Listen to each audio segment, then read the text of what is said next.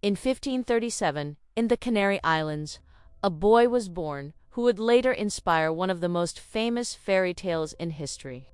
His name was Petrus. From the moment he was born, there was something different about him. His entire body was covered in thick hair, his face, his arms, even his hands. Today, we know this rare genetic condition as hypertrichosis, sometimes called werewolf syndrome. But in the 16th century, people didn't understand genetics or rare medical conditions. When the villagers first saw the boy, many thought he was some kind of wild creature. When Petrus was about 10 years old, he was taken from the Canary Islands to the royal court of Henry II of France in Paris. At that time, European courts often kept unusual people as exotic artifacts. Many expected Petrus to be treated like an animal, but something unexpected happened. King Henry II decided that the boy should receive an education befitting a nobleman. Petrus learned to read and write in Latin. He wore fine clothes and lived among the royal court.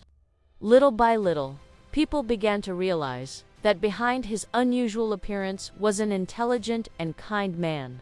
Later, the king arranged something unusual. Petrus married a young woman named Catherine Ravelin. Historians believe the marriage may have been an experiment by the royal court to see if their children would inherit the condition.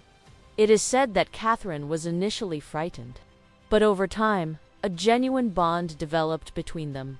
They lived together and had several children. Some of the children were born without the condition, but others inherited the same rare hair growth. The family traveled through the courts of Europe. Their portraits were painted by artists and displayed in the collections of the nobility. These paintings still exist today, depicting a family in elegant attire, but with their faces covered by a thick head of hair. To many at the time, the family seemed almost mythical. Around the same time, stories began to circulate in Europe about a mysterious monster who was, in reality, a kind and noble man. Many historians believe that the life of Petrus Gonsalvus may have inspired the later fairy tale Beauty and the Beast. In that story, it is eventually revealed that the fearsome beast is kind and human at heart, just like Petrus. Today, the story of Petrus Gonsalvus reminds us how the fear of the unknown has shaped how people have treated one another. But it also shows something very important: that kindness, intelligence, and humanity run much deeper than appearances suggest.